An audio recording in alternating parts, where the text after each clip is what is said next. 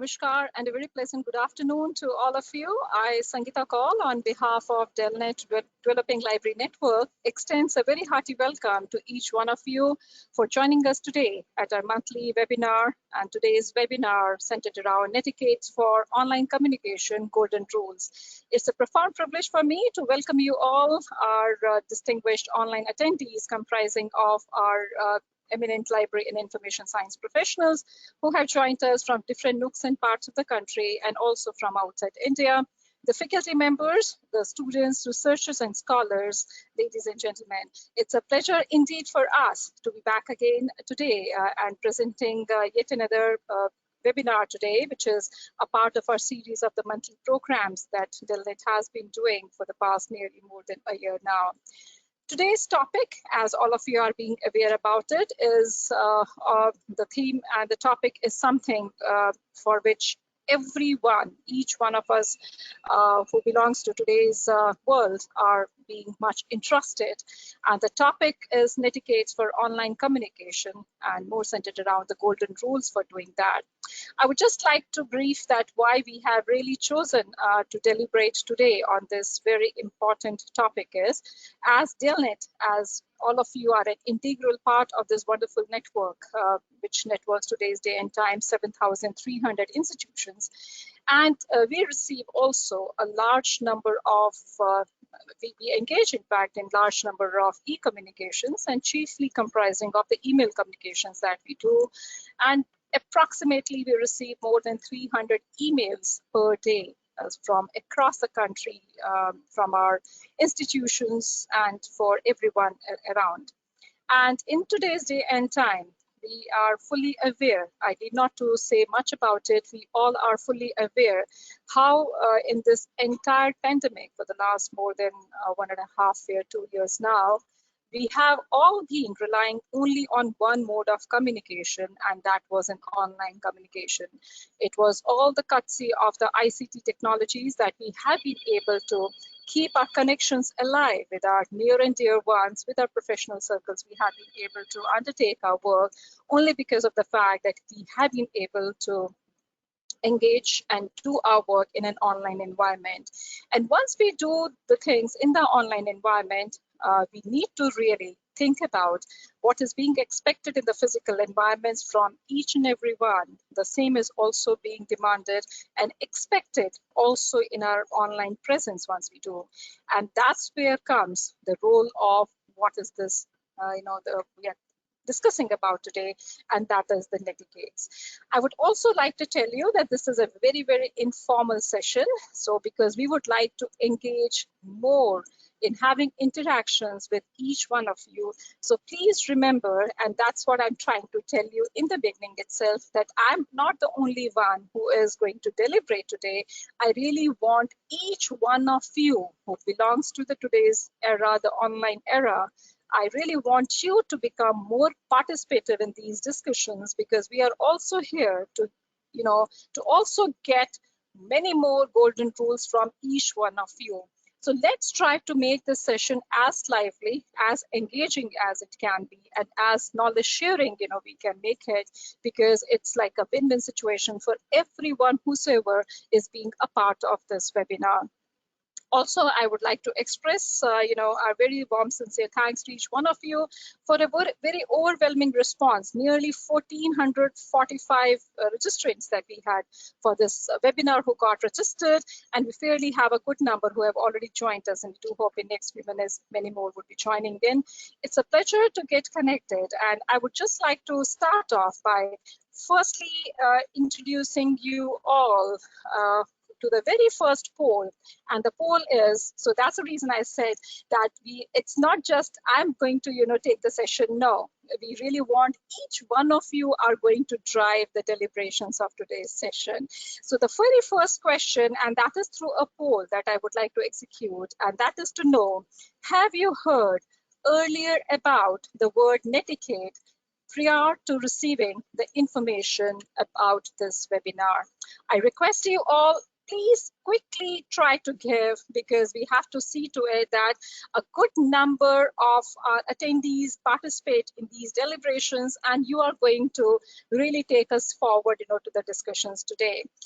As we could gather, only 30% have voted as of now. Please come forward, quickly do that, so that we can reach to some conclusive results.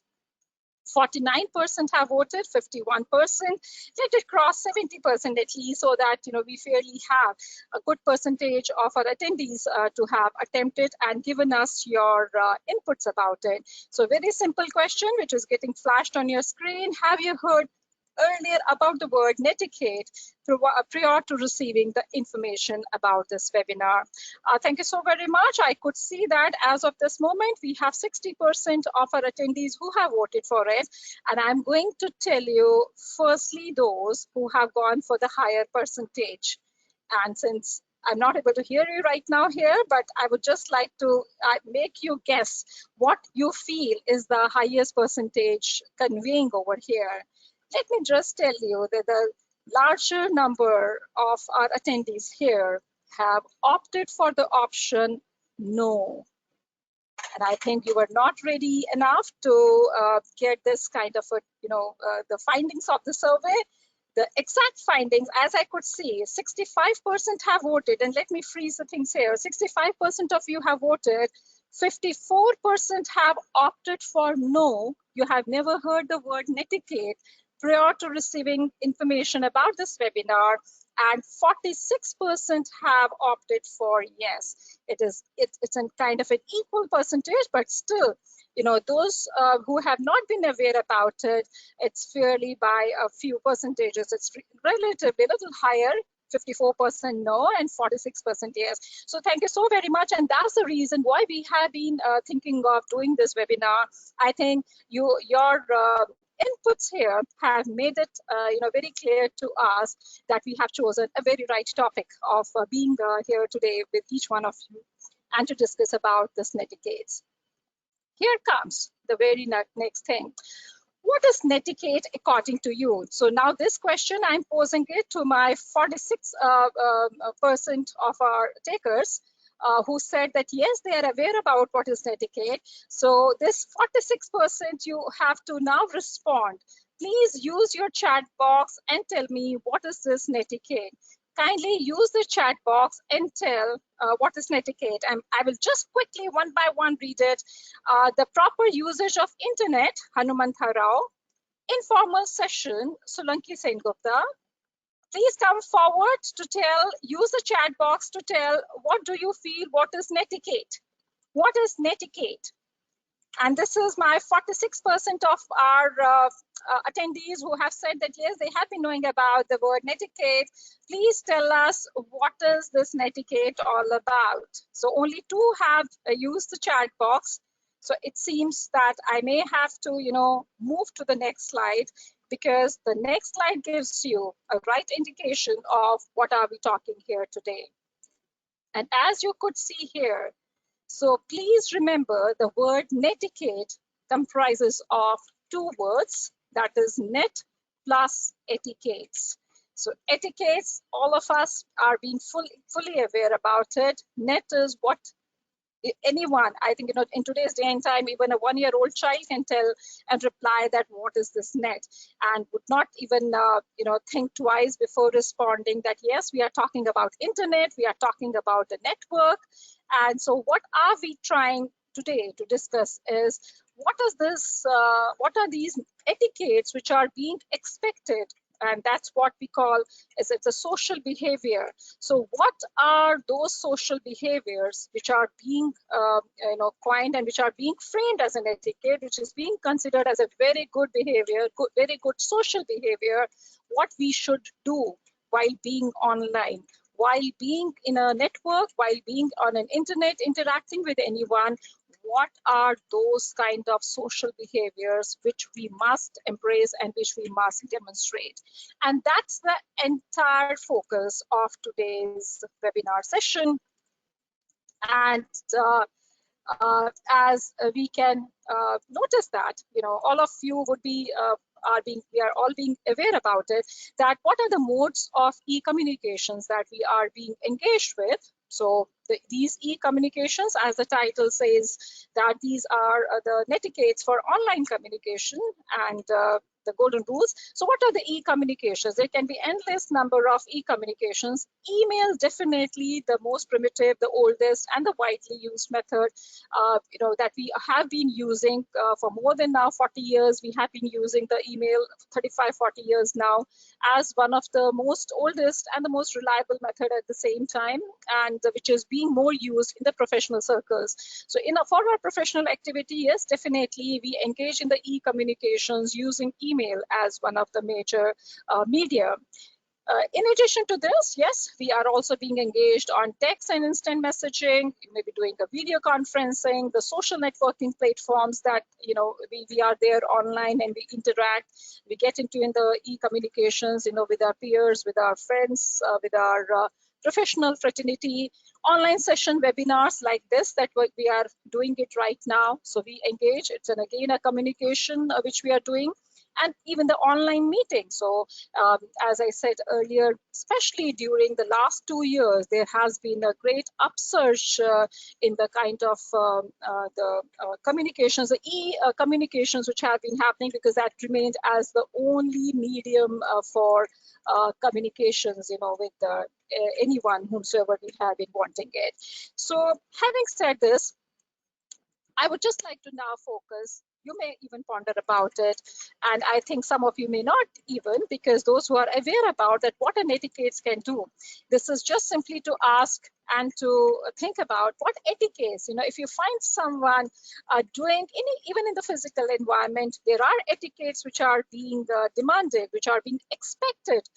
And if we you would agree with this fact that even if wherever we are, if we really show those etiquettes, the person on the other side really acknowledges that, because they're able to see that difference. They're able to see that, yes, the person knows that this is a standard etiquette, a standard acceptable social behavior which is being there. And you always get recognized, you always get appreciation from others whenever we exhibit, those kind of etiquettes. And same thing when we are thinking about same etiquette, same kind of a social behavior, acceptable, the do's, the best social behaviors that we can think about, doing it in an online mode. So what the netiquette simply conveys is, it's nothing but it's a set of rules that inspires, encourages appropriate online behavior. It's a social behavior. We are there online, and then these are the set of rules which really governs that if you are able to follow those rules, if you are able to imbibe in you those qualities, and you will be considered as the person who has the best netiquettes with you. That is, what are the do's and don'ts by being there online. And one of the most important things we always need to remember, that the rules of etiquette that apply when communicating online are different from those when communicating in person. And we must really remember that there may be some common rules which are being there, but yes, there are some very distinctive rules which only pertains when you are there in an online mode. And I will tell you the reason. The reason is, when we are online, it's not that you are face-to-face. In face-to-face interactions, in face-to-face communications, all of you would agree with me that we are able to see the reaction of the person instantly. We are able to judge from their body language, from their tone, from their facial expressions. You're able to gather a lot much of things, that how the communication is going and where it's heading to and where it will head to. But on a contrary, when we think about an online communication, you are interacting using these well-defined mediums for e-communications, and how and what we write, how we express ourselves becomes the only way of judging or letting the other person know that what you are trying to convey. because we don't have a physical being there to convey that. You can't look into someone's eyes and say, oh yes, I really mean it, I really mean doing like this. We will work, we will see to it that we do. No one is going to really see that. So what happens in an online, I think there's a greater responsibility on, as a professional, on you to convey what you really mean. Because at times it happens that the communication goes in such a way, wherein the second person later on says, no, I never intended to say this. It was unintentional. I was not wanting to convey what you have been able to get through this communication. And those scenarios, those embarrassing situations, we should stay away, from them. And that can only happen if we really follow the netiquettes. If we follow, we should know that yes, this is the right kind of my way of of representing my own self or representing my own profession while interacting with others. So it's very, very important that we should swear by those etiquettes. We should swear that no, these are my professional ethics. I'm being governed. I have to follow my etiquettes. Because you want to, because the other person through those communications can make out with whom are they dealing with whom are they interacting with. So that becomes your brand image. That becomes the image that you carry, for the person. By looking at the email, we are able to make out very well. All of us are able to make out very well that who is interacting with, whom are you interacting with. So it's very, very important that we should not take it lightly. We should not just that, just writing an email to someone or responding to someone on any of the other platforms, whether you talk about social networking, you talk about any other medium, whether we are appearing in the online meetings, it's a professional meeting, it's in some informal meetings that you're doing, the way that we behave really conveys a lot who we are and what we are, and how we would be contributing even in a bigger frame. So it's very, very important that we should remain very conscious, about all these things. I would just like to mention that when we talk about the netiquette rules, that a number of studies have been undertaken, very interesting studies, and it's always very wonderful. And I really request you all, majority of you from library and information science professionals, and even others, academicians are there. We have with us today the faculty members and our young, bright students. Do go through some of these. You will find it. Just keep it, with you handy at some times. If you just want to, go through it, just go through it, and you will really find a lot many takeaways from this. And I would just like to cite this work done in 2010 by Minto, Wimsatt, Kernek, and Lozada, who said, knowledge of network etiquette discourages inappropriate online conduct and conflict. If you possess the right kind of a knowledge of netiquettes, that what are these netiquettes? How should I, behave in an online mode? What is the expectations of my social behavior? What are the expectations? What the other person expects me to do?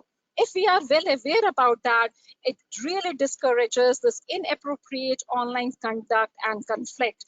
How the conflict happens, because as I said earlier, if we are not fully knowing that this may be represented, this may convey some other meaning, so it may lead to that, though you have not been really wanting to get into that, but unnecessarily one really creates those unpleasant situations wherein the second person may feel, as I said, since it's not a human to human, it's not face-to-face interaction. So whatever we are writing, that becomes, a kind of your expression. That becomes the expression that you are conveying. So it's very important that we should be very vigilant. We should be very aware about it. We should be very conscious about it.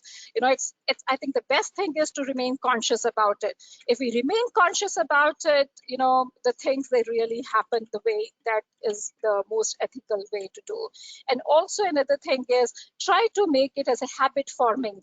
That is, do certain things. If you just do one thing regularly, just after 3 or 4 times, that would become your habit. Because the system, your own inner, and the research shows that, there are very wonderful titles, which are being there, that how the habits if you develop certain habits in life, how it really contributes to achieving lot many things for which you need not to think about it. It just happens. You know, the neurons in the system, you know, they just make it happen. You need not to think, and they just happen. So try to have all these etiquettes imbibed in you as a part of your practice. Just practice it. Just do that thing for 4 or 5 times, and the 6th time automatically your own being would ask you to do it, and you need not to then do it. You know, it just happens. That's an automatic it's an auto work which happens with us, with each of our human being. So it's very, very important if we remain a little more conscious about it, and as I said, try to make this as a part of our habits. Also, there is a very wonderful study by University of British Columbia in 2014, Center for Teaching, Learning and Technology on Netiquette, who said that the class interactions, we are talking about the online classes, that the class interactions using Netiquette encourages social interactions, community building, and trust between participants.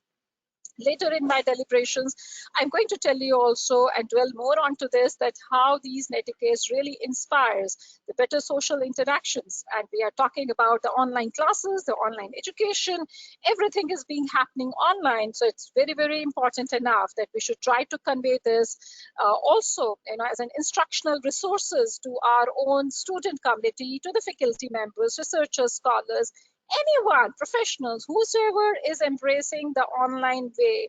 You know, they must really become very conscious about the netiquettes, because that's their social behavior, how they are doing that. So now the golden rules, we are going to talk about it. So this becomes the do's and don'ts of online communication. So what are my do's and don'ts? What are the things I should do, and what are the things I should not even think about ever doing it? Doing it is far, far ahead. I should not even think about it. And foremost important thing, the golden rule 1 for our e-communications remain: remember the human. Remember the human, and that's very, very important enough. We should always think about, for example, right now I'm interacting with each one of you. I'm not looking at this camera, I'm not looking at this webcam, I'm looking at each one of you. I'm knowing that yes, I have my own library and information science professional colleagues being there, who are there right now. I have my catfishes, I have my young bright students, who are there. I'm looking at them. I'm not looking at this camera. I'm not looking at this my computer screen here. And that's what we should always remember when we are engaging. I'm also doing right now, it's an e-communication we are engaged with. It's a unidirectional right now. We're going to make it a bidirectional, wherein we are also going to listen to you in a short while. So we should always try to see who is behind this. And we should always remember, it is very, very important to remember and to keep on reminding our own selves that when we are in an online mode, we are interacting with the human beings. So it's interacting or e-interacting. So it's like it's an e-interacting. We are electronically interacting, but we should always remember we are dealing and we are interacting with the human beings. One foremost important thing, and I think that holds significance for everyone, because online is now the way of life. One should always remember that the technology should not overshadow the essence of human connections. I must underline this, that the technology should not overshadow the essence of human connections. It's very, very important. Technology is just a vehicle, for making it possible for you to get connected with other human beings. So that the beauty of human connection should not get lost. It should not get hijacked. It should not get overshadowed by having the technology. We should not think about, while communicating with someone, that I'm interacting with the technology, and and we forget in that entire scenario that there is a human being behind this. There is a person who is behind this, who is going to read what I am writing. So, and don't let internet or technology dehumanize people. Very important to remember that. Don't let this technology to rob you of that beautiful connections that we establish with the human beings. And we should always try to think. So that's the reason we say, don't let the technology dehumanize people. We are dealing with humanity. We are dealing with the human beings, the most wonderful creature, of the Almighty. So we should always try to see beyond this internet, beyond the technology. Don't let ourselves get just entangled in this technology. So that human connectivity, human connections, when we say the connections, communications, who are the two the prime stakeholders in these communications? It's a human to human communication which is happening. It's not a human to a computer. We are not talking about an AI technologies. We are not talking about the robots. We are talking about the communications which are happening between the two human beings. So it's a human to human communications which are happening. The facilitators, you may have the technology with you, you may have a number of things with you, but always remember that we are dealing with the human beings. Do remember, it's very, very important to keep on reminding our own selves that it is a real people with real feelings will be reading your words. So whatever we are writing it, and we should always think of, we are not sending an email to an email account, to an email ID. We do say, okay, fine, send me an email at this email ID, but whom are we? Who is the intended recipient of that? Whom are we, addressing those communications? This is a human being. There's a professional who may be there, who is looking into that mail. So these are the real people. These are not unreal. It's the world is real. The people who are there are the real ones who are going to do so. We must really always. So when you type your email, when people like us, we type it. So what happens when you're typing it? It's just like face to face. I'm interacting with them. You do remember, oh yes, last time you met the person there. The best of the times, pre-pandemic period, when we had been able to go out to the various nooks and parts of the country, interacting in the conferences, workshops, and other places. So when you're writing to someone, you must have an image of that person with you, that yes, that he or she is going to read this mail, what you are doing. So don't just simply in a static manner just write it thinking that it has to go. No. So please do remember that we should always try to see to it that we are able to keep this humanity and connections alive using these e-communications. Also, we should always remember that written words has a different effect than a spoken word. The spoken word has its own relevance, but written words, these are like an everlasting words which are there. They are being etched forever. The spoken words does happen that at times it becomes volatile. What you have said, no one would be able to, relate it, in a maybe after a number of years or so. But the words which are being written, they become a part of the history. They become a part of your memory. It's an entire memory of generations which are being created on the written words. And I need not to say much about it. All of you from the libraries, and we know that what we are treasuring with us. So it's very, very important. The reason why I have cited you this is to tell you we should always remember whenever we are writing that yes, it is going to be of a great consequence. Other important golden rule too is follow same standards of behavior online that you follow in the real life. Very important to note. Don't say something to someone in an online communication which you won't say to him or her in person. So just think about it. Don't think that we are behind the scenes.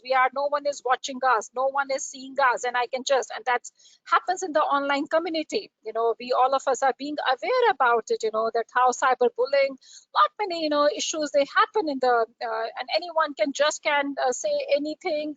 And that too, when we talk about it, our younger generations, they get into the depression. Someone would just post something for them and, and react it and do the trolls and other things, which is it's a issue which is now happening in the society, the e-society now.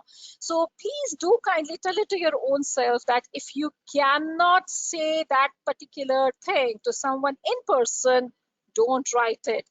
ask your own self, would I say this to the person's face? If a person is face to face with you, would you really dare to say that? And if you get a no answer, that's the next. If you get the answer as no, please reword and redraft your e-communication. If you think that, no, I cannot dare to say this, I can never in my life, and that happens at times, that you would write it and the second person would treat it as something else. And then you would say, no, I can never think of, saying this to you in person.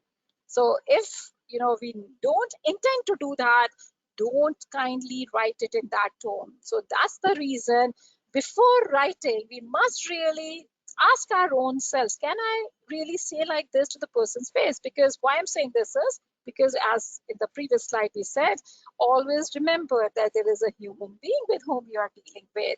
So we need to be very ethical in our e-communications, and it's a very, very important thing.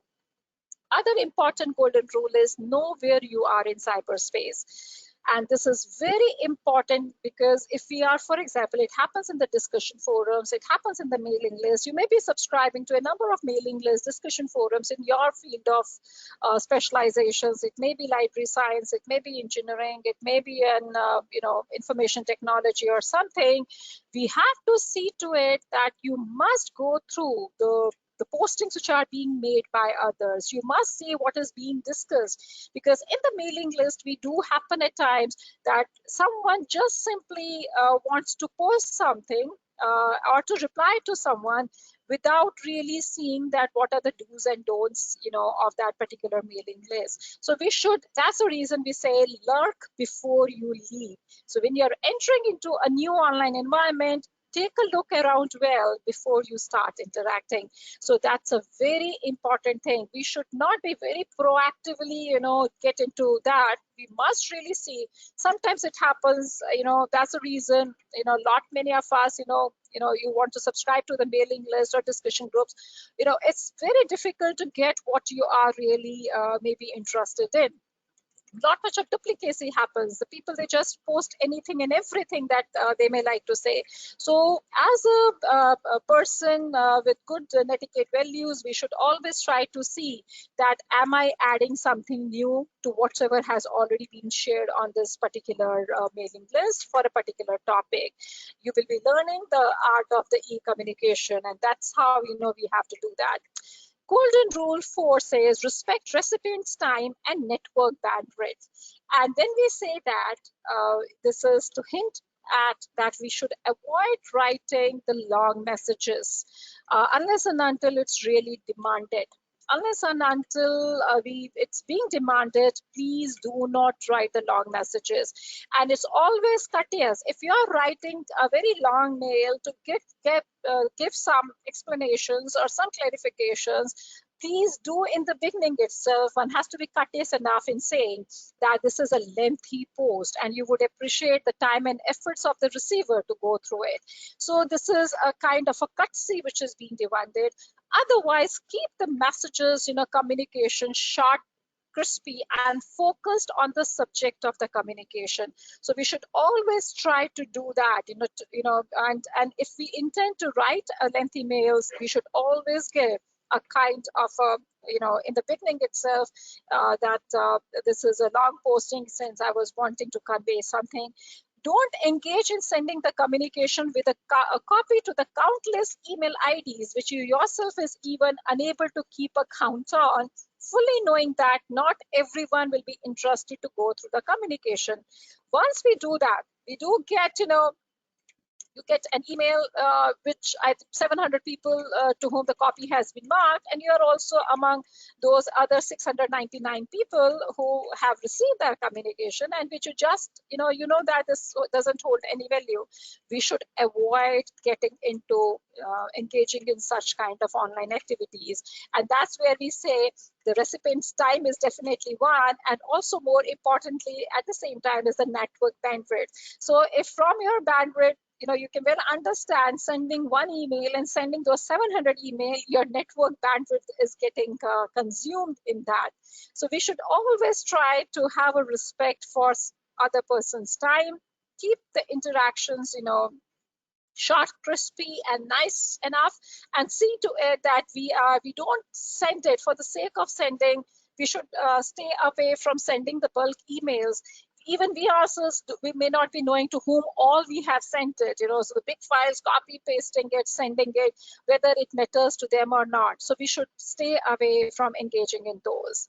Golden rule 5, make yourself look good online. It's very, very important. And how we can do is to have ensure that the content that you are typing and writing it, you should have the correct grammar and the spellings before you post. Keep your e-communication simple, clear, and logical. Be pleasant and polite while e-communicating. Yes, indeed, this is yet another netiquette, and it is always advisable not to share anything which is embarrassing or inappropriate. So we must really look into these aspects when we are doing that. Golden rule 6 says share expert knowledge, very, very important enough. And this is especially for our own library and information science professionals. We have subscribed to a number of LIS forums and the mailing list and others. And if someone is in need of something, please kindly be smart enough, be courteous enough in responding if you possess the correct kind of information about it. So if you have received many responses to your post, kindly create an abstract of them and post it in the group so that the others may also get benefited. This happens, for example, you have asked for some opinion about it, and now instead of posting the replies in the group, the senders have sent you in reply. And as a kind of a more responsible netizen, it's always demanded. You can make a small gist of that and saying that I've received the following 5 responses, and this is also for a knowledge sharing with others. And that's how this entire work of expert knowledge sharing can happen. Golden rule 7, no flaming. As you can see, the word flaming derived from the word flame. So no flaming, don't engage in flaming in online communications. By this, we mean to say that don't express a strongly held opinion without holding back your emotions. So when flaming is when you just want to say something, you would just say, you won't even think about it twice that what you are writing it. So what happens, it really leads to some of the unpleasant situations we don't want to engage with. And that's the reason we say don't flame others, and if you are flamed, don't respond. If someone has sent you an email which is not up to your expectations, not really adhering to the much required netiquettes, better enough, you don't respond. You want to give your clarifications and other things, you can always, after 2-3 days, go back, write back, and tell them that we do appreciate your concerns, but this is what is according to our opinion. But one should not instantly be very responsive in getting into those e-communications. Keep disagreements healthy. It's very important. Even if we disagree with someone, we should keep those disagreements very, very healthy.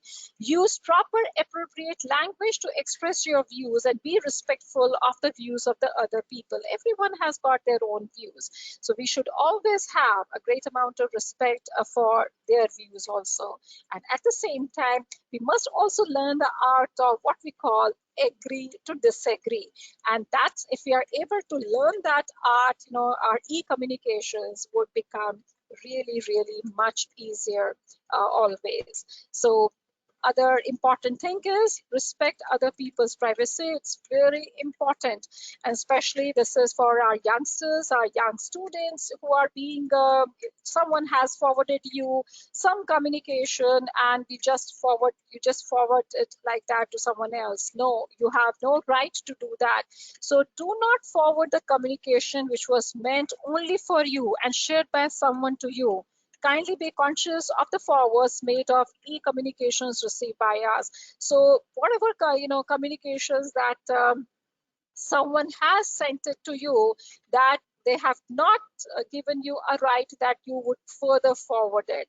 If you want this particular communication also to be sent to someone else, you can always go back to the actual sender saying that this particular official person, professional, may also be interested to get that. So can I? So it's always desirable that in such scenarios, seek the permission first of the sender, saying that can I forward that particular communication. So please do kindly, when you would be knowing, even the latest IT rules also makes it very, very clear that if you are forwarding a particular communication, whether it's on a WhatsApp or anything, or any of the e-communication mode, you become an equal partner in sending that. So you endorse, the views which are being expressed in that. So we should be highly careful about it when we are engaged in doing all this. So now herein comes, we have done enough of our speaking about this, but now herein comes, it's a very practical, practically day in and out, what we really encounter in our communications that we receive. We means as a professional, I'm speaking about all across, you would be encountering the same issues, and also, the general perception which is being there. So one of the important golden rule is always keep a signature file in your email communications. And when we say a signature file, this should be an auto-saved one which gets embedded to all your outgoing emails.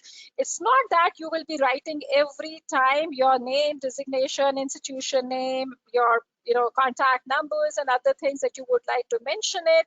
It should be an auto one. It should be an auto saved. It's an automatic. The moment you will write it, once you click on to compose, automatically it will come. And this is now we are focusing more on the email communications. So you need not to write your name, designation, institution, contact number every time when you compose a new mail. No, you should not do. So just see to it that you have a signature file, any of the platforms that you are using with the private email accounts, or you have got your own institutional email account. So there is always a .signature file wherein you can write it. Moment you will hit this compose button, so automatically that signature file will be there at the bottom of your email. Now herein comes the poll question for each one of you, and the question says, please kindly be patient, and herein comes the question: do you have a default auto signature file in your email account? Yes or no? There are only two options for you. Do you have an auto signature file in your email account? Being a professional, that's the top number one. I have been, in fact, on various forums, have been requesting our professional colleagues, and also in our emails, we do write it that would you just make a signature file like the way that is there in this email also. So would just like to gather this from each one of you. Do you have a default auto signature file? Because all of us are professionals, and we have to, as I said earlier, we have to look like a professional. We have to look like a very, the person who knows the do's and don'ts, and we really want to look good, when we are communicating, because the other person would like to know who you are. What is your identity? From where are you writing? What's your name?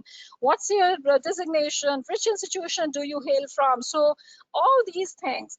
And herein comes yet another fascinating findings. And I was expecting this, but I don't know how many of you were expecting this.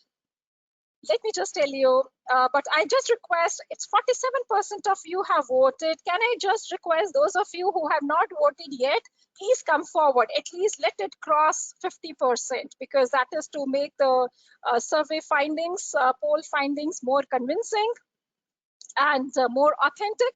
It's 49% have voted. It's a 50%. Let it cross 50%, 51%. Okay. So here goes. I'm encouraging my colleagues and the online attendees. Please come forward. Give your candid feedback. It's as of this moment in your email account that you're using for your professional interactions. Do you have an auto default signature file? If you go to a compose, automatically those 4 or 5 lines would appear at the bottom. Do you have that? And here comes the findings. 53% of you have voted. I will again go for the highest percentage value first. 66% of you have voted for what? Do you have a default auto signature file in your email account? 63% 6%, now this has come down to 65%. 65% of you have said no. 65% of you have said that no, you don't have a signature file in your email account. You don't have a default signature file in your email account. You may perhaps be writing in one email your name, in the second email the name and the designation. Maybe perhaps in some emails which are being sent to the some special important emails, you may be writing all your name, designation, institution, your mobile, your email, and everything. But it's a astonishing finding. 65% of you don't have an email. One of my very, very sincere request to 65% of you, after we sign off, don't sign off right now. I really want you to be there in the session. Once you sign off, please do kindly firstly create a signature file. You are having any private emails, you can always go in the settings, you can see a signature file, just type in your name, designation, institution, you want to put in the postal address, we do that, good enough, let the people know about it, your city, your mobile, and even write it back again, your email address in that, though your email will go. 35% you do have, and that's the part of our usual good netiquette, that we need to have. So thank you very much for joining for this particular poll. Herein comes the golden rule number 10. And golden rule number 10 says, do address the email to the addressee. Don't send them unaddressed. And when I say that, do address the email to the addressee means, for example, you're writing an email to me and you just want to inquire about something, and I have just mentioned it over here. Kindly don't write the mail with the opening lines as, please let me know whether you can help me in getting the following resources. So once you open the mail, what you're going to get, please help me in knowing whether you can get the following resources. Rather than mentioning it, dear sir, madam, you know my name, you can address me with the name, or where are the greetings? No greetings, no nothing. So please do kindly address the recipient with their name, surname. If you know the recipient, it helps in effective communication and helps in a better connect. It's, as I said in my very opening slide, remember the human. Remember the human. You are writing, you are communicating with a human being. Communication to communication is happening between human and human. We are maybe the librarian, we may be the technology expert, we may be a professor in teaching in a particular, but after all, we are the human being. So let's not forget about it. And so it's very important when we write any communication, if we are not knowing to whom we are writing, we are not sure about it, who is there on the other side, to whom we are interacting with, we do write, dear sir, madam, we don't know who the person to whom we are writing such emails. You are not aware about it. But when we are aware about it, that yes, to whom I'm writing, and what happens at times, you get the incoming email, person would just say, please let me know, madam, send me the invoice for membership renewal, to whom to send, and that's it. And the person would just sign off with the name, Mr. Rajan. Now, Rajan, from where? Even if you try to see from the email ID, it's not difficult. It's very difficult if it's not from the domain names. If it's not from the institutional domain, it's very difficult. So that's the reason, if you are not even then mentioning your name, which is a default required about it, but if you have a signature file, at least we will be knowing about it, that which institution is requiring, who has sent this particular mail, who is the sender. But as a protocol demands that we must really address to the addressee to whom we are wanting. And herein comes the poll question, and it's an interesting question.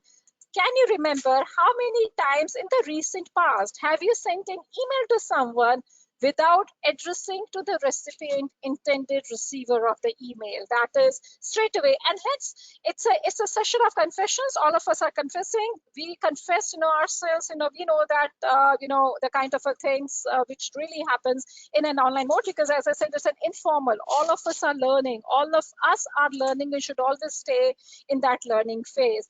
And herein comes the question, and I would really, truly appreciate that let's better, get into, because this is all a session which is meant.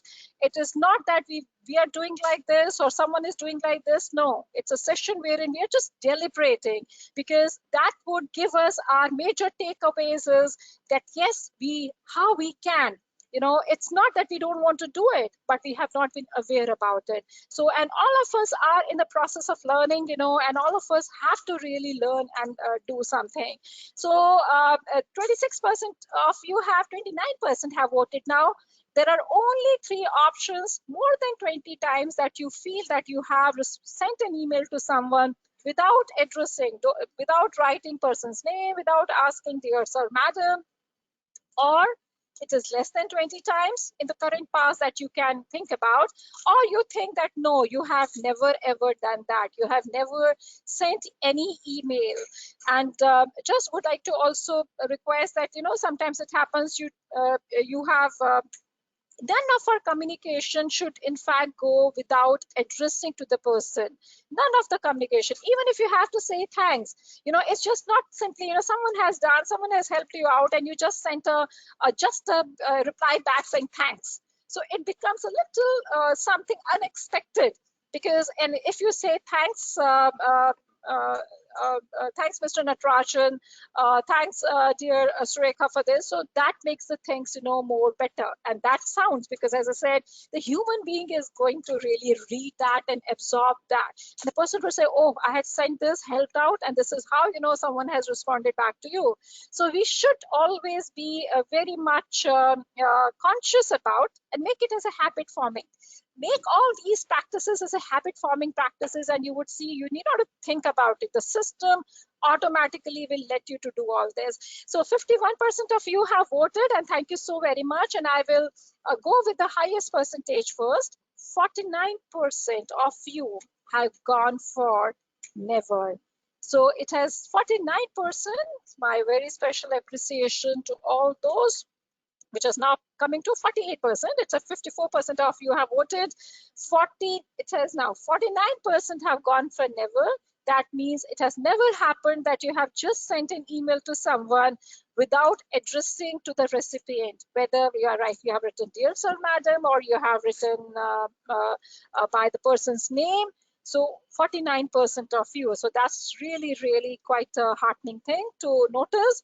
36% of you have gone for the option less than 20 times. Yes, you do remember that around, less than 20 times, you would have engaged into straight away writing to someone and not with any addressing to the addressee. This has happened. 16% of you have said that yes, it is more than 20 times you must have sent the e-communications without addressing to the recipient, to the addressee to whom that email was intended for. So I do pretty hope that this discussion would really make us a little more vigilant, little more aware about it. It's all a process of being aware. Sometimes we get into a habit of doing something and not really knowing that whether it is a right ethical way of doing it, because that becomes a part of a habit. So habit, it's a good habit, or is it something which is not really desirable one? That entirely depends on us. So we request you, please make it as a habit that address to someone, give it a, that's a salutation, it's always a person who is receiving it, a human being, a professional, would always, and that gives you also that feeling of being connect. So that human to human connect happens, when you are addressing. So it's just like, you are seeing someone and you are addressing to the person, same thing happens in this e-communication also. Let me now quickly move over to the golden rule 11. Don't forward your own communication thread with others without checking for the data information which will be shared which will have some internal communication of your own organization. It is a very important thing to notice this, that we should not forward our own communication thread. Let's say, for example, you have initiated an internal communication with your own colleagues, maybe of different departments, maybe from the IQAC cell, between library and IQAC, to the accounts, to the head of the institution, and you have the entire thread with you. Don't forward that thread to the third outsider institution or an outsider professional. They are not supposed to see what was happening internally, the communication of your own organization. No. So we should never engage in forwarding that communication. Why I'm sharing this is all our while being on work experiences that I'm sharing it with you, because by noticing, we do receive at times and we notice it ourselves that they should not have forwarded that. They should not have sent us that, for a particular thing, maybe for subscriptions, maybe for anything else, maybe for any kind of a thing. Whatever happens within your organization, the outsider, should not really know what was, unless and until you really want to, you really want someone to share that information. And because that's again an ethics as a part of our e-communication, that, as I said earlier also, because if someone has expressed their views, so it's not that they have expressed their views for being in the internally within the organization. They have not expressed the views that you broadcast it and send it across to someone else. No. So we should always be very, very careful when we forward such communications, giving the entire thread of communications to someone outside. No. So herein comes the poll question, and the poll question comes: before forwarding an email to someone, do you verify the content of the mail and think about data privacy issues? And herein comes the poll for you, because there are data privacy issues. You have internally been discussing about something that no one should ever think about. No one should even get a, even a slightest of the hint about it, that what was the internal communication. And there are data privacy issues. You may be knowing not many institutions, when you receive an email, there's a disclaimer note, which clearly indicates about it, so that it's only meant to the recipient. It's not meant to be sent to someone else, because it's only meant that they have sent it to this email ID. That means only for you. You can refer. So please do kindly come forward. 39% of you have voted as of now, which has now turned into 40%. Please help me in crossing the 50%. At least 50% of you should come forward, and I'm requesting each one of you to be very participative. You have to just click on to one of the link, one of the option out of the two. There are not many options, only yes and no is there. So 46%, please, 1 minute and 9 seconds have lapsed as of now. 48%, please come forward so that we can take the discussion faster. 49, and herein just waiting for this to turn into 50. Oh yes, here goes. The 50% of you have voted. Again, I will go for the highest percentage of the voting. 88% of you have opined that yes, it's a big yes, and that we could see that in a very high good percentage. Very good to see that you are being aware about it. 88% of you have gone that yes, before forwarding an email to someone, you do verify the content and think about data privacy issues. Great appreciation from us that if you're thinking about it, it's nothing good like that. It means nothing better than that you can expect from a very responsible professionals. We must really think about and going through it, and which has been clearly indicated. As we could notice, 11% of you have gone for no. And we do hope that this session in some ways would inspire you that before next time you hit the forward button, you would think about it. Are you sharing something which is not meant to be shared? Are you sharing some content which is just meant for you? It was not intended for someone else. Are you going to have any data privacy issues, breach of that? So thank you so very much for participating in this, and very happy also to see that you're already aware about it. This is one of the things I would just like to mention. These are all, as I said, the practical examples which you day in and out, not day is too big enough. Every moment you do encounter these issues. And golden rule number 12 is do mark a CC of your reply if a CC is marked to some other official in the incoming email. It's very important. What happens when you are, and that happens in the bigger libraries, someone has sent an email to the librarian, to the deputy librarian, while responding, they will put a CC to 3 more colleagues. Same happens here in DELNET. You may be writing to me saying that, madam, we want to have a DEL Plus software. I will mark a copy to my colleague. Let's say, Garima, you want a journal article. I'll mark a copy to my colleague Deepak, or maybe to Tanmay for books. And what happens, I would say that, okay, please confirm whether we should arrange for this edition. So I have marked a CC to them so that you reply back and let them know, because they are going to execute it. While replying back, it's only a CC, no CC mark to anyone. So you lose that entire thread, because then you have to be vigilant enough. That's the reason we have to be always vigilant enough to see. We say, okay, fine, you give us your mobile number, my colleague is going to revert to you, CC mark to the colleague. While responding back, you would say, madam, this is my mobile number, but no CC mark to the other colleague. So it's very, very important. So what happens? The thread gets lost. The thread of communication, it's like a thread. So that thread of communication gets lost. So please remain sure about it. If in the incoming mail there is a CCB mark, that means that the sender is wanting to keep others also in the loop, and those which are marked in the loop have something to do with your communication. They would be the ones who are going to help you out in the overall execution of your request, whatsoever it is. So please ensure, and herein comes the question, do you feel that you are conscious about marking a copy to those marked in the CC with reply all option, rather than just opting for reply? And because this is a thing recurrent, this is, we will like to see what are the findings over here. Are you conscious about marking a copy? So are you conscious when you receive an email, are you conscious that you mark back a copy to all of them? So please do kindly tell us, what do you feel about it?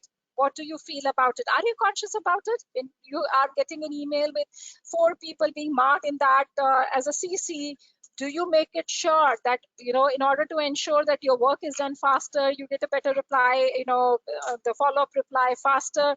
Do you ensure that you are marking a copy to others, as a reply all? So 34% of you have voted. So I request firstly to all of you, please let's cross this 50% of the voting so that we can get a clear, good idea about what are we doing. So 42% have voted. I request you, please quickly do that. I don't know how 1 hour has already gone. It's 4 o'clock right now. And I'll just try to speed up the things, though we are just about to, we have a few more slides, but definitely we would like to engage in more interactions with you. So 47%, please help me in crossing 50%. 48% have voted. 1 minute and 23 seconds have lapsed. 49% have voted. Yes, thank you very much. 50% have voted. Again, a time to tell you in the descending order. Highest percentage, 56% of you have, which has now become 55%, 56, it has come back. 56% of you have gone for the option yes. Really happy to see that finding, that yes, you are conscious about, 56% of you have said you are conscious about marking a copy of the incoming mail. If it's marked, the CCs are marked, you ensure that a reply of yours goes to reply all option. 29% of you have gone for the option not sure. You are not sure about it, whether you're conscious about it or you're not conscious about it. So we do hope next time when you do that, you will be conscious enough to reply, to hit the button of reply all. 14% of you, I must appreciate that, yes, it's yet another confession that no, you're not conscious about it. You just want to just get in touch back again with the sender and not to those who are being CC'd. So there are 14% of you have gone for it. So thank you so very much for being very, very participative in this poll. Golden rule 13, do mention your own name in your communication. And this is yet another very important thing. The recipient of your email may like to know your name to establish an individual connect. Kindly don't mention only the designation, librarian, deputy librarian, assistant librarian, professional assistant. Do indicate, it's also, I would like to say, in a country like India, do indicate the gender if you think that the name is used in various regions for both the genders. For example, the word Kiran. Now we know that Kiran is a word which is very, very common in the northern India for a female, but at the same time in the southern India that's also being used for the male colleagues. So it's very important, like Jyoti. So what it leads to not much of confusion. So we write it, it's not a correct salutation we would be using it. So it's always good enough to clarify that if we really feel that. And that's what the communication is all about. That's what we always, and sometimes it happens, that it's only the designation we mention. We don't mention who we are. So it's like someone hiding behind the screen, but who is the person who is so proactive, who is so much responding back to you, who is letting you know for everything, but you will never come to know. Even you happen to go to their library, you don't know who was that, the particular staff member who was helping you out. And so it's always good enough. Please do disclose your name. Do kindly let us know, unless and until you have very, very specific reasons in not divulging your own details about it. So it would be really in fitness of things if we identify itself, and this is a part of our communication. We meet someone. What is the first thing that you say? I'm so and so. I'm from this organization. How about you? Can I know about you? And that's how the communication gets started from there. That's the starting point of a communication. So it can't just get started that suddenly we break into a conversation. No, most importantly, the greeting. You will greet the person, hello, hi, good afternoon, good evening, anything that you may like to say. Second thing comes introducing your own self. Well, before we even in the physical environment, before we ask the other person to introduce themselves, firstly, the courtesy demands we should introduce who we are, who is wanting to get into a conversation with the other person. And then you say, I'm so and so. Can I know a bit more about your good self? And the person would reply back to you. Same thing, please remember, we have to do it in an online. So you are writing an email, don't sign it off as a designation. There may be 5 people, with the same designation, 3 people.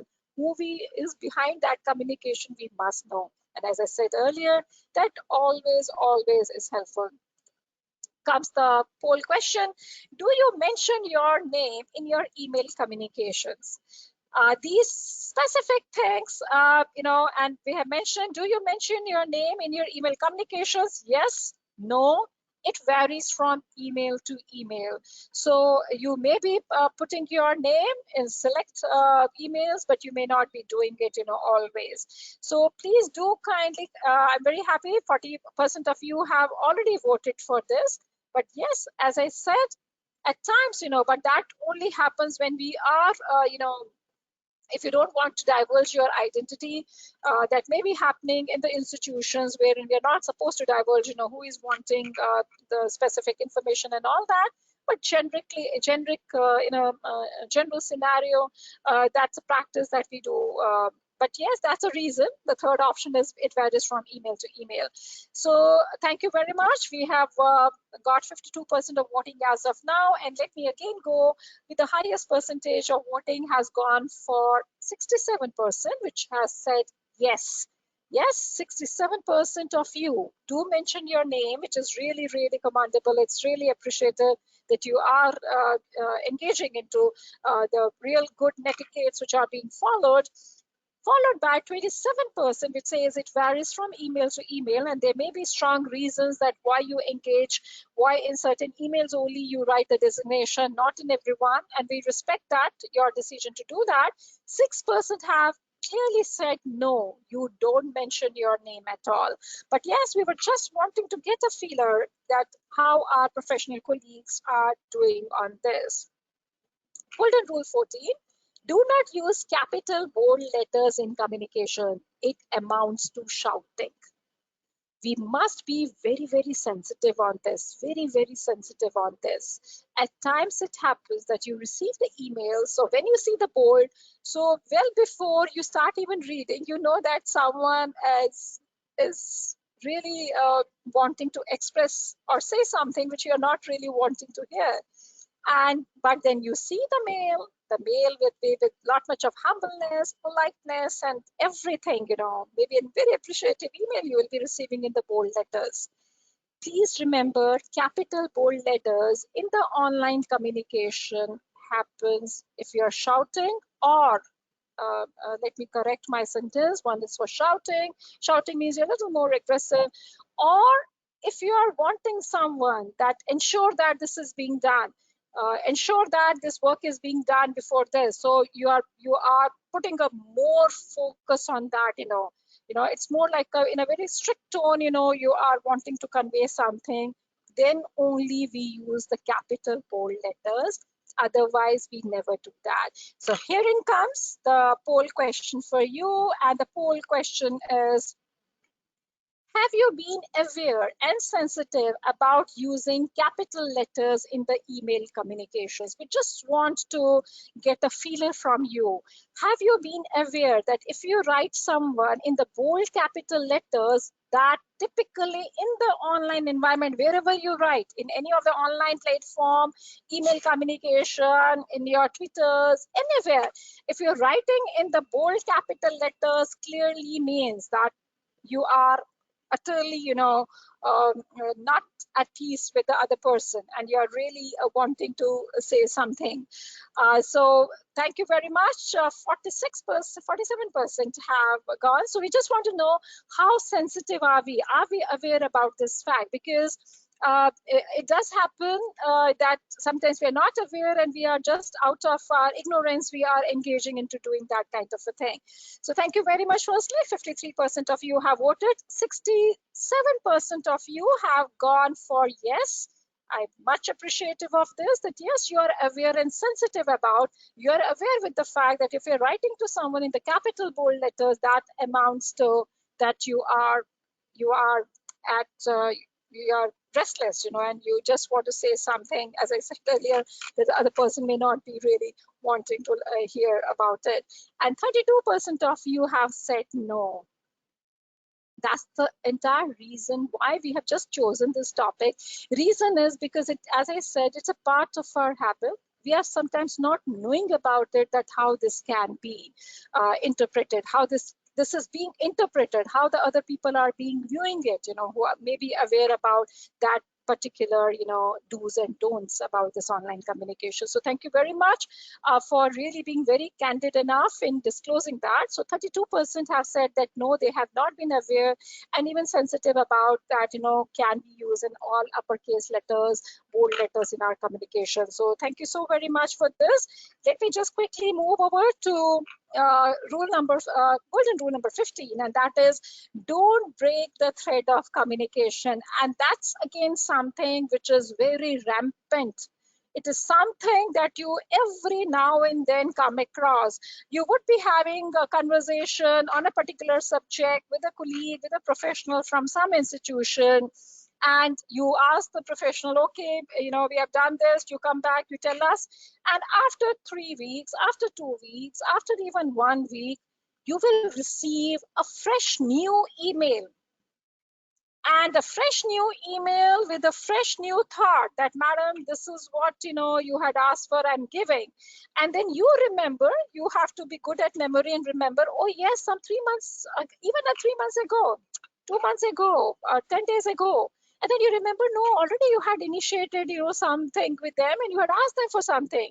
And what you need to do then, you have to make a search for that email ID, that what was my earlier communication. The best communicators are those, even after 3 years, we are getting in touch with someone on an issue. We know that that for last 3 years, 2 years, a year, 6 months, you know that there has been a complete silence from the other party. You would search for that email and you would just get into reconnect, on that particular mail, wherein in the trail mail, you will get the entire history. So person knows by seeing the date, oh yes, this is my last communication, what was being there. That's the real work of being a good communicator. So when we say that don't break the thread of communication, means don't keep on composing a new mail. That's what have written it also on the same very subject. Last email which was sent a few months, not even few months, it can be just 3 days ago, even on the same day. There are situations which happens on the same day. You have written to someone and asking them for something, and you will get a reply with a fresh new email. An entire thread is lost. You have to really again see what was the person was asking for, because this would be, the person would not send you the what was discussed earlier. Person would just reply to your last query. So don't compose a fresh mail on the same very subject and to address the same old issue. Please don't do that. And herein comes a question for you, a poll question. And the question is, while writing or responding to a follow-up email, do you search in your last communication made on the same subject and issue? Yes, no, not always. Not always. So please kindly do let us know. Do you make a search that whatever you think, while writing and responding to that, do you search in your last communication? So if you just want to revive that old thing that you have been discussing about, do you search in your mailbox? Or, you don't do that, or you may not be, not always you engage in this. Let's quickly do that. I know for sure that we are running short of time. It's 4:15. We'll just try to see to it that we quickly rush through the slides now. It's 47% of you have voted. Please help in getting over 50% of the votings. 49, let it reach 50, and it's about to reach. It's 49. 50% have reached. Thank you so very much for such a wonderful attendees today. And as we could see, here goes in the descending order. 68% of you have opted for the option yes, and that's really again much appreciated. That is, you do search. 68% of you do search in your last communication, in your email box, that what was the last communication made before you do a follow-up, followed by 20. Now this first option of yes is 69%, followed by 22% who have said not always. Not always you do that, though the Netiquette demands that you must really make a search if you want to revive the same topic for your communication on the same subject, same issue that you have. And 9% have said no. So 9% no, you don't do. So even as I said earlier, on the same very day, just after 2 hours, 3 hours. So on the same, rather than replying back, it's a new mail which comes with a reply. So that is there. The reply will come, but as a new mail. So I think we need to really remind our own selves that what is being, expected of us to do. Golden rule 16, I have already said.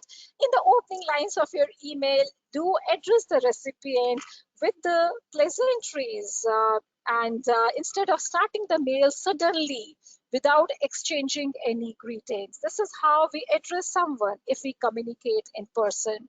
Also, we request that use generic greetings rather than those used by particular belief or faith. It is always good enough that we can use a more generic greetings, So I would add, but most importantly, try to see to it that, and it's not see to it, we must do that. It's just like if you are getting into communication with someone, you do say good morning, good afternoon, hi, how are you doing? So same way, you have to ensure that at least do convey and your greetings to them, some pleasantries do. So do you start your email by greeting the intended recipient of the email? And we would just like to know from you. Reason why we have chosen this, as I said, we receive 300 plus emails. There's a kind of a lot much of things which happens, which are sometimes very abrupt. It is not to anyone the mail addressed. Forget about the greetings, pleasantries, or anything. No, nothing like that. And it's an abrupt, sudden question, which will pop up, on your email box. So there are three options I've given. Yes, you do that. No, you don't. You don't. You just start off. You don't address the person. You just start off with your mail. Not always. And while writing this, I smiled myself, because I was knowing that this may be that you are not in the mood. So that's the reason. Depends on my own mood. That is, if you feel like, you are in the best of the spirits and you would just like to say hello, hi, or good afternoon, good evening, good morning, pleasant morning and all. But if you feel like you're being just bogged down with lot much of work around, you just want to send across the email through the to the email ID, not thinking about who is going to receive it and what's going to happen. So and that's the reason this question for 50%. Thank you so very much for coming forward so quickly. 1 minute and 16 seconds that you took in giving the 50% of the votings. So let me now just go for 71% of you have said yes. So warm greetings to all of you. It's really wonderful to know that you are doing that. 19% have opted for not always. Depends on my own mood. And that's the reason that option was being given. 10% have gone for no. You don't, write, address the recipient with any greetings, even good afternoon or good evening, good morning. No. So it's just like straight away you do that. Small things, but as we said earlier, it's a human to human communication. It's not a human to a computer. It's not a human to a Gmail account or a Yahoo account or to to our institutional email IDs. No, it's a human being who is going to receive. So we should, as being said earlier, do something that what you would be doing it in person. If I'm meeting someone, I would exchange pleasantries. So we should always try to do that. So thank you so very much for this. We are inching towards a closure. Use formal professional email IDs. This is also yet another request that we come across. The email IDs, even you may have your personal email IDs on any of the private email ID accounts, but please do create a very professional email ID, for your own communications. Avoid using, you do see at times, because you can't decipher even who has sent that, and it's very difficult, the mail without any sender details, no signature file. You just have an email ID like cute or something, and you are unable to make out that who has really sent that particular mail. So please try, since we are professionals, we want to be seen as a professional. We want to be, the other person should, see ourselves as a professional, a sensible and a sensitive professional. So it's very, very important that we should create a professional email ID. If you don't have your institutional email ID, but create a professional ID, we should clearly indicate, your name or librarian. Don't make a very generic ones. Maybe with a library name, with an institutional library name, you can always do. Now, here comes the question. Do you interact through email using your own institutional email ID? We would just like to get an idea that how many of you have your own institutional email ID.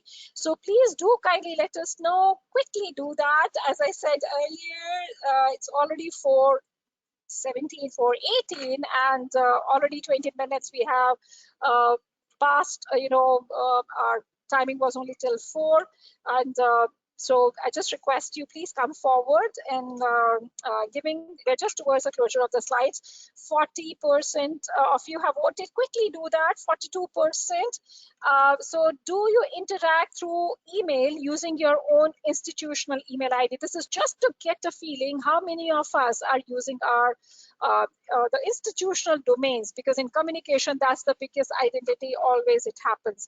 So 47% of you, 48, 49, Yes, good. Thank you so very much. 50% has crossed. So 51% of you are using your institutional email IDs for interacting on the email. That's really, really wonderful to know. 35% of you, they are not having your institutional IDs. We do request you, and as I said earlier, even if you don't have the institutional mail servers, do create your own email IDs, which will reflect a lot about your own self or even the institution that you belong to. 15%, not always. So it's not always that you may be using this. So thank you very much. Then comes golden rule 18, that if you intend to send a bulk email, please do not mention the email IDs in the CC field. Instead, please mention them in the BCC. This is yet another practice that we see. And what happens is, because in turn you are going to send across the entire listings of those which are in your own professional circle, letting others also to see about it. But as a protocol demands in the e-communications, in the bulk email, don't put the mail IDs of all those 500 emails in the CC field. It should be in the blind CC. So the person who is receiving it would just see that, yes, this, but by that you can come to know. Otherwise, you will set 500 and the people tend to see whom all you have sent the mails to, all who has, and then that particular email IDs become yet another bulk email. It inspires, yet another bulk email to be sent. So they're okay, fine, these 500, let me also send something. And as we discussed, so this is like it's a cycle. So as we said earlier, that we have to save the time of the reader, and we also have to save the bandwidth that we have. So we have to, take these steps in such a way that we are able to do the things in a little better way. Golden rule 19, we are towards the closure now. Don't abbreviate. So request, please don't abbreviate and use too many abbreviations in the email. I think that has happened because of maybe the instant messaging and others, and that's how there have been a large number of studies which has been carried out in the West, that how these instant messaging tools have spoiled the grammar, the English grammar, the writing capabilities of the of the people, including our younger generation, because they are just now feeling more comfortable in using the abbreviations. So but we should always try to see when we are writing to someone, and again, it's a habit forming. You may be using any of the social networking tools, but if you have a habit of writing fully, and that shows your control on the vocabulary, that shows the control on your grammar. So don't spoil your grammar. You can Google and see that how these social networking tools have impacted and leading to a bad grammar, among our young population now. So most importantly is, don't abbreviate institution's name. Abbreviate, it's difficult to decipher because the same abbreviation may hold good for 3, 4, 5 different institutions. The designations, abbreviations, and place names abbreviation is very difficult. So it's always good enough, whatever, as we said earlier, it should be crystal clear. It has to be a very logical communication that we should always engage in. So we should try to see that. One more important thing, and this is among the last slides that I'm just sharing it with you now, is include Netiquette manual on your institutional website. And this is, I would like to, put a special focus on this. And for each one of you belonging to the various institutions across the country, I really request you to take it up to your managements, take it to your dean, academic research and others, saying that this Netiquette manual must be there on your institutional website. Take it up with the head of your organizations, because in today's day and time, it's very, very important to make available these Netiquette manuals for students and others on the institutional website, owing to the fact that the entire education and many other professional activities are conducted online. It is an instructional resource which will help in ensuring a good online behavior and embracing netiquette by the online users. And we are talking about our young students, our young children, we are talking about our own faculties, any professional, not many activities, everything, not many, everything we are doing it online, including this webinar that we are doing. So it's important that we may have, should have, and must have this netiquette manual on our institutional website. And I would just like to cite here that a large number of universities, institutional websites has netiquette manual guides for online courses. And I would just like to mention, including the universities as Rasmussen University, University of Memphis in USA, University College of London, Community College of Baltimore, they have this netiquette manual for online courses, and that's a clear indication to the students that what are the expectations and what are their do's and don'ts, to do. And now herein comes the question, do you think it is important to include netiquette as a part of digital literacy programs?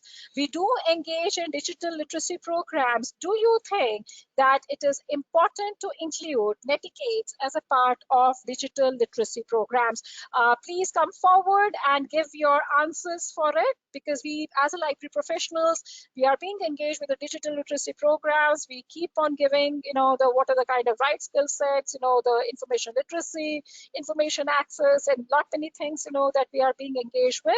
But please do kindly give us your opinion that we should include this, as we have shown it, that even the universities now in the West are putting these netiquette manual for online education for the students, that what is the expected behaviors, what the teachers they expect, because teachers at times they find it very distracting when the students are there in the online, and then they are not adhering to the laid down the etiquettes which are being expected from them.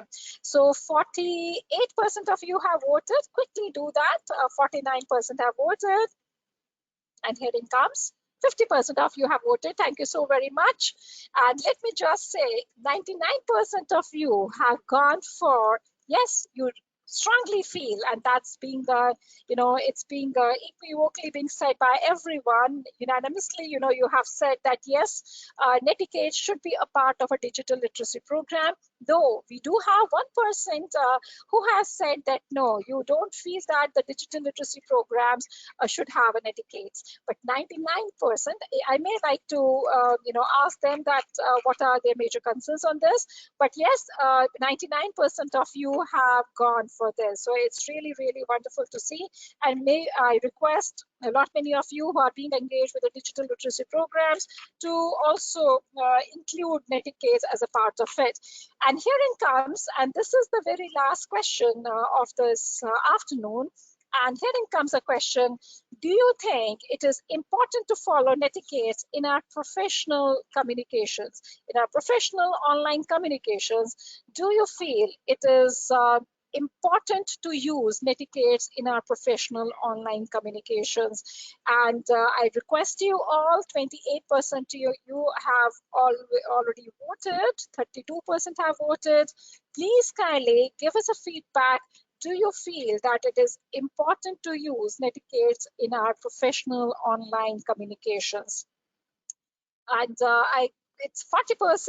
I need to ensure that we cross 50%, and then we will be happy to disclose the findings of the survey. Please come forward. 43%, yet another 7%, 44% it has become. You have to just choose out of the three, yes, no, or not sure about it. So do you agree that we should have, we must follow netiquettes in our professional online communications, or you're not sure about it, whether we should follow it or we should not follow it? 49% of you have voted. Let's quickly get it turned into 50. Thank you very much. So here are the findings. The findings are 90% of you have gone for yes, 91% I could see now. 91% have said yes, you strongly feel that netiquette should, we should follow netiquettes in our online professional interactions. 8% of you, so that has become now 90 as yes. 8% of you have said not sure. You're not so sure about it, whether you need to follow Netiquette or not in the your professional online interactions. And 2% of you have gone for no. You don't think that there is a need for following Netiquettes, and you can continue the way, it's a kind of a, uh, whatever way you want to communicate, you can do that. So thank you so very much. I think I'm through with this, and I just want to cite the reference of Netiquette by Virginia Shea. Some of you may like to refer to this book. It's a wonderful title by Aliban. So for any further, always you're most welcome to drop an email. And now it's a pleasure for me to make the floor open for questions, though we are already, it's 4:30, but definitely I will be happy, and we can have few minutes. You want to ask any question, you want to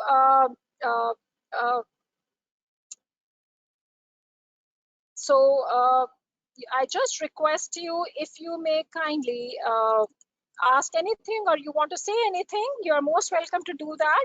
You can raise your digital hand, and we will be very, very happy to give you an audio control. So we are just moving to Elfie George, who may like to say something. Elfie George, Elfie, I have unmuted you, request you to unmute yourself, and you can ask your question or give us your inputs. Or you just want to say anything more for this, any other golden rules that you feel that they are the Netiquette rules, please come forward. Elfie George, could you please unmute yourself if you want to ask a question? I think it's not able to do that. So let me just quickly move to our next of the attendee who may like to say something. You can raise your digital hand. If you just want to say anything, you're most welcome. Just give us your inputs, any other ways that you feel can be the golden rules for Netiquette in the online communication. We'd be very happy to hear you and to get your inputs on this. We could see that we have Manoharan M, but I think he has opted for the chat box, and he has said that no, he's not wanting to ask anything. So let me just quickly go through it. If you may like to say, I'm just glancing through this entire list, and we have Satyendra Thakur, who may like to say something. Mr. Satyendra Thakur, could you please unmute yourself? Mr. Satyendra Thakur, could you please unmute yourself and ask the question?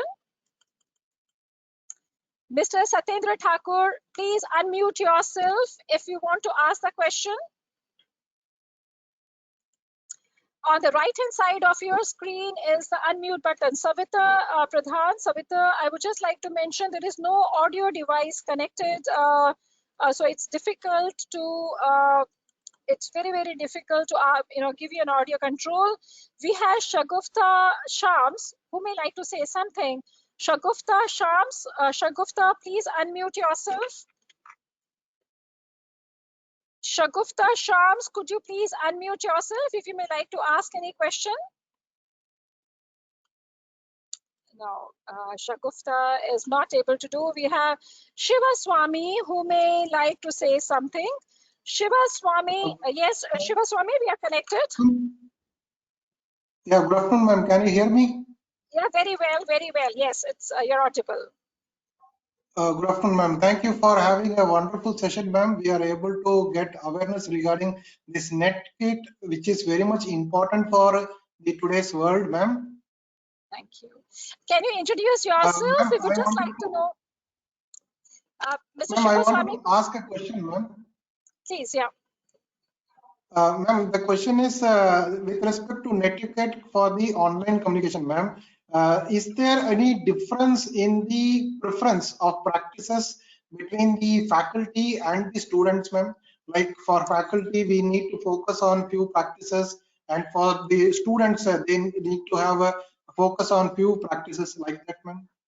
Yeah, Mr. Shivaswamy, I would just like to mention that definitely for the online education, there are do's and don'ts from both sides. And, there are very exclusive, if you are interested enough, I would be very, very happy even to share you with some of the links, and especially how the universities and the institutions in the West are doing it, especially in this, these challenging times, wherein everything is being run, online. And then there are very specialized, very specific focused for online education itself, because we have been doing more on an kind of an e-communications. But definitely, if you're interested enough, even for faculty members, there are a couple of guidelines which are being there, that when we are conducting the sessions online, what are the do's and don'ts, which are being there. So I'll be very happy to share that. Could you please introduce yourself? I'm not able to get it. From which institution do you belong to? Ma'am, I am coming from Kongu Engineering College, ma'am. This is Okay, a autonomous we have college. been, Yes, ma'am. Dr. Shivaswamy, I have been to Kongu Engineering College, to your Perundurai, Yes, ma'am. Yes, ma'am. I have been to. Dr. Arjunan is one of the best of our professionals, who have been of great support to us. And we have been at Kongu Engineering College in 2019-18, to be precise, for doing one of our workshop there. And so we have been at Kongu, and we have at Erode, we came down to the college even to do. So I'm happy to share, and you will be, you drop me an email, and I'll be very happy to share with you some of the very interesting, the same kind of rules, regulations which are being there, especially for our academic community, and comprising of both the faculty and the students. And you drop me an Okay, email, and I'll be very glad, to share those findings with you. And you can use it, as I showed it to you, like University of Memphis, for example, in US, clear-cut guidelines which are being there, and it is for online education. They say that Netiquette guidelines for students for online classes.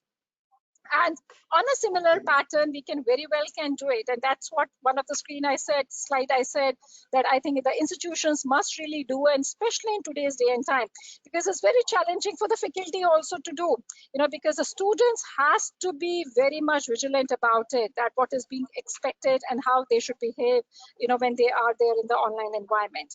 So I'll be very happy, and thank you so much, Dr. Swami, for joining us today, and has been a pleasure for us. And thank you very much.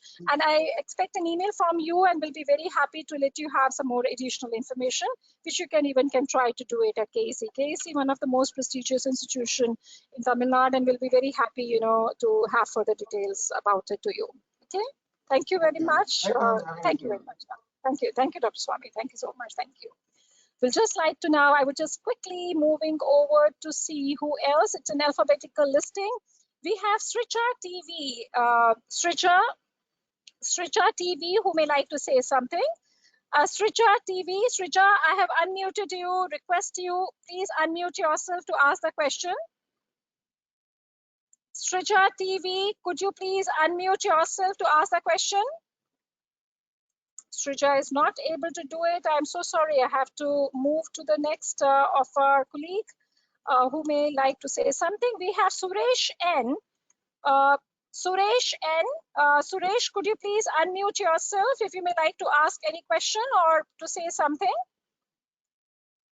Suresh N. Could you please unmute yourself if you want to ask any question? I think he's not able to do that. I would now be requesting Dr. V.N. Patkarji, who may like to share and say something about it. Dr. Patkar, it's a pleasure to have you. I have unmuted you, Dr. Patkar. Yes, we are connected. Yeah. Thank you, Dr. Sangeeta ji. I would like to add one golden rule, that whenever you frame a new email, there should be always a subject.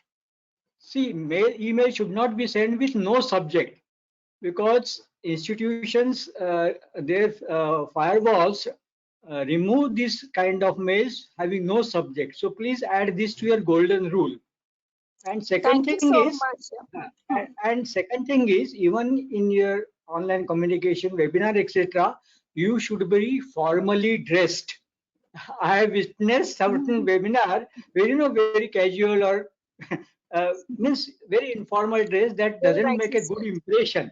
So this is valid for both students, teachers, any participant in any online communication whenever you are having video mode on. So I will request you to just add these 2 points. Yeah. Thank you very much. Thank you very much.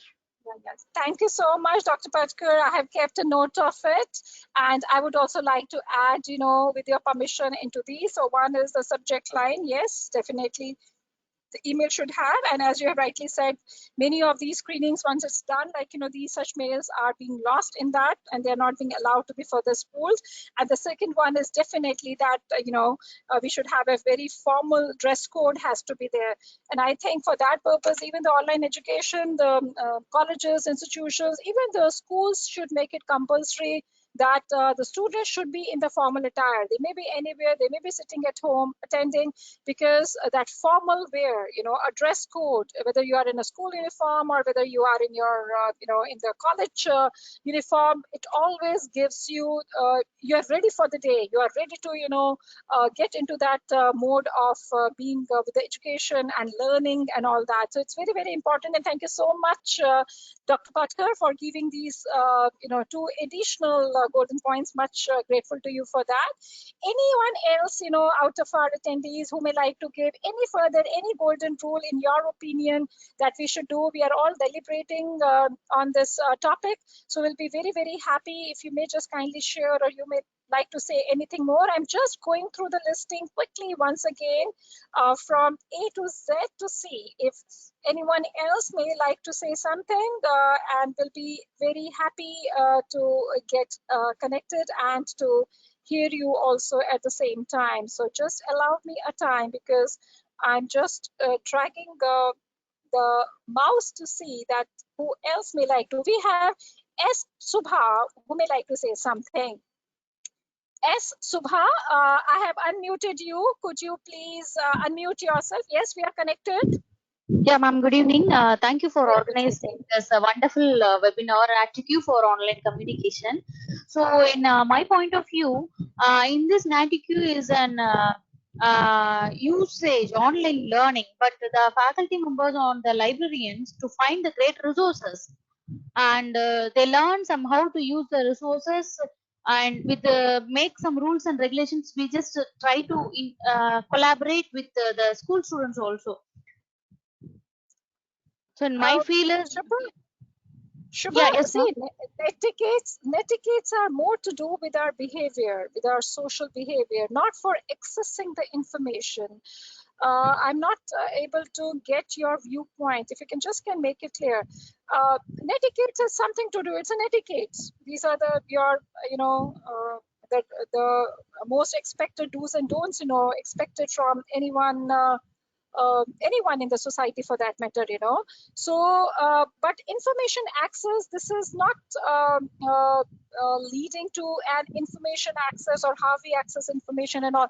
Could you just, Shubha, firstly tell me from which institution? Actually, I feel that you just try to tell the information to the faculties also how they can use in safe online mode. That's what I'm saying. Shubha, can you just tell me from which institution do you belong to? Yeah, I'm from VET institutions from Erode, ma'am. Okay, fine. And you are a faculty member there? Yeah, yes, ma'am. Okay, no, access information, that's an entirely different topic altogether. See, because we can, VT is our member also at the same time, and those sessions we do organize the webinar sessions and all that, and we can be happy to do that. And safe surfing and all that, that becomes a part of our cyber security, and how to really protect in the cyber world and all that, and how to do a safe net surfing. That's again, I think you have given us some points for further webinars in future. We can keep ourselves, we can think about planning out some of the activities, on those specific areas. We are appreciative, Subha, for joining us today at this webinar, and we do look forward to seeing you back in our future webinars as well. Thank you, ma'am. Thank you. Thank you. Thank you very much, Subha. Thank you so much. Just quickly moving down to see, we have Mr. Satyendra Thakur who may like to say something. Mr. Satyendra Thakur, Satyendra, could you please unmute yourself? I have unmuted you.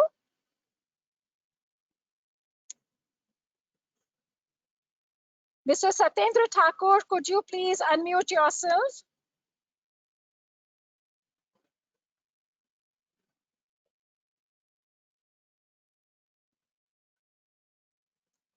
I think he's not able to do that. So let me just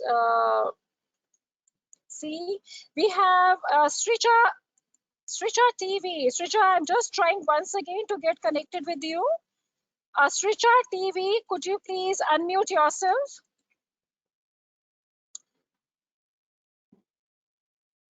Srija TV, could you please unmute yourself? I think there is some issue with some of our participants who are not able to get connected. And let me just quickly, this is the last and the final time for seeing once again if there are any questions which still remains unanswered.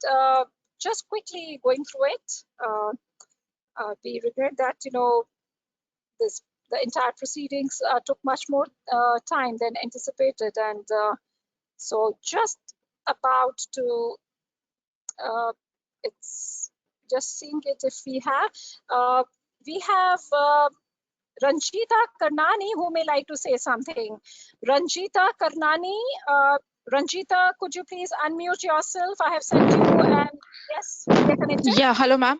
Yeah, hello, Hi, ma'am. Ranjita. Hi. I'm from Indian School of Business and Finance, New Delhi.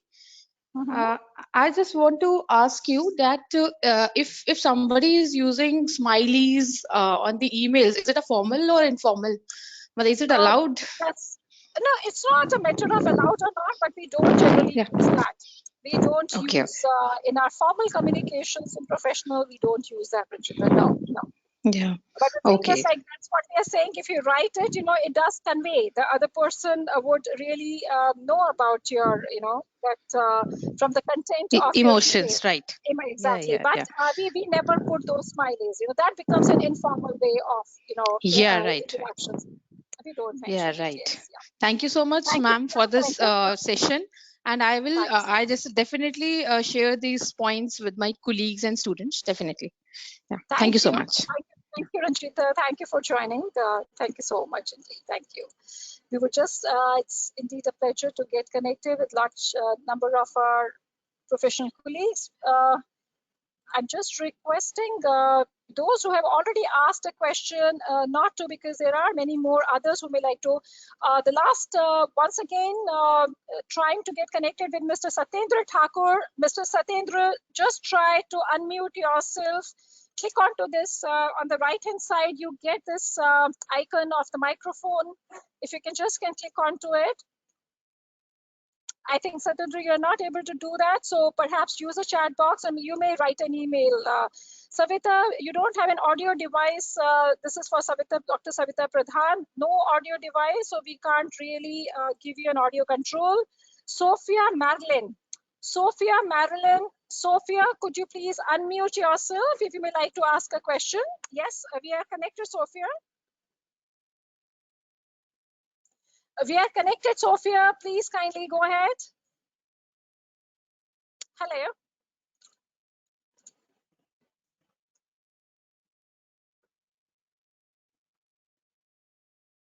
Hello. No, it's not, she's not able to get connected. Mr. Suresh N, we don't have an audio device which is now being shown in front of your name, so we can't give you an audio control. I'm just quickly once again seeing it. I'm just going to have a look at the poll questions if we have. Okay, this is from Dr. Neela Deshpande, our own consultant at Pune, in our Pune coordination unit, saying any Indian university has kept Netiquette manual on their website. I really suspect that, Dr. Deshpande, we need to find it out, but it doesn't look to be. I've seen it, tried finding it out, but it's not being there. But I do hope that many of our universities and academic institutions would come forward in doing that, especially in the current times when we are running much of our online activities, online education. They may like to do that. I'm just trying to see through Dr. Patkar has said that auto signature should be optional. Dr. Patkar, that is to ensure that you have in signature, means if you don't want to send an email without your signatures, it does happen at times. You don't want to, disclose, your other details. One can definitely can delete that autosig because it's being visible. But if we don't have it at all, that will bound to sending the emails without any of your identity, and which really happens. And as we could gather also from today's finding, nearly 40% of the attendees, they don't have a signature file. So the reason for having an auto signature file is to ensure that you have in the moment you will go for a compose, that your signature file is there, and if you want to delete it, you can delete it. But that would ensure that at least a majority of the times when you want to use your signature file, that can go, and that's the only reason. That's perfectly fine. I think we are through with the presentation, and we are through with this webinar. It has been a great pleasure interacting with each one of you, and also must truly admire and appreciate the presence of each one of you, and for being I think I have one of our professional, Dr. Anuradha Seth, who has just raised the digital hand. Dr. Anuradha Seth from Government College, Jammu. Yes, Anuradha, Dr. Anuradha, we are connected. Good evening, ma'am. Yeah, very good evening. Very good evening. Ma'am, I'm really happy to attend this webinar. It was really very interesting, very useful, very fruitful, and very captivating because of your presence and because of your delivery of the lecture. And I must say, the personal interest that you give and the personal attention you give to each and everyone, I would like to steal this gesture from you. Thank you so much, ma'am. Thank you. It was really wonderful session. Thank you so much, Dr. Anuradha, for being so kind. Thank you, thank you so much. Ma'am, unfortunately, I'll be missing your neckline. I'm little busy in those days. You had sent me, but we really hope that you would be able to join in some of the sessions, Anuradha, yeah? So thank you so much for being there. Yeah. Thank you, ma'am. Thank you. God bless. Thank you so very much indeed. So it has been a great pleasure. Those of you who have not been able to get connected because of some technical glitches, you're most welcome. In yet another 5 minutes time, you will be receiving an email with a certificate for today's webinar, with great appreciation for each one of you for being there with us and for being such a wonderful, interactive, highly engaging, not only attendees, but yes, you have contributed immensely to the deliberations of today's webinar. And also you have given us, some new inputs, even for future webinars, and also to add to the existing one. We are indeed much grateful to the presence of each one of you, and also to the trust that you have always been showing for DELNET webinars. This is quickly to tell to our library and information science professionals that DELNET is holding the NACLANE 24th NACLANE online from December 6th to 8th. And we have a large number of our expert speakers joining in from different parts of the country who will be deliberating. So those of you who have not yet registered for it, we request you will be getting an email from us, and we request you that you can write to us, and we'll be very happy to share the web link for registration. So once again, a very warm thanks to each one of you, and we really look forward to seeing you back again in the future webinars of DELNET. Stay happy, do stay blessed, and keep on interacting with DELNET and keep on joining us at DELNET webinars. We are much grateful to the very kind presence of each one of you and for making this session as a truly a knowledge sharing session. Thank you so very much, one and all. Thank you. Thank you.